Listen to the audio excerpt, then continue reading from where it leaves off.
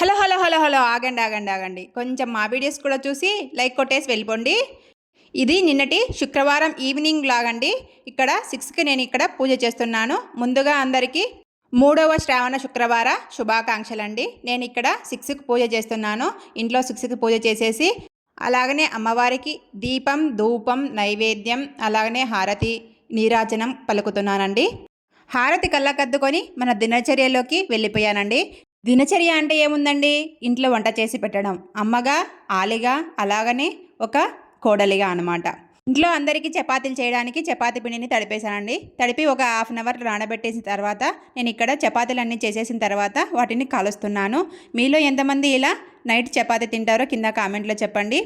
అదేంటో అండి, చపాతీ పిండి ఎంత ముందు నానబెట్టినా కూడా చపాతీలు గట్టిగానే వస్తున్నాయి. పెరుగో పాలో పేసి పిండి తడపాలి అనిపిస్తుందండి. వీడియో నచ్చితే లైక్ చేసి సబ్స్క్రైబ్ చేసుకోండి అబ్బా.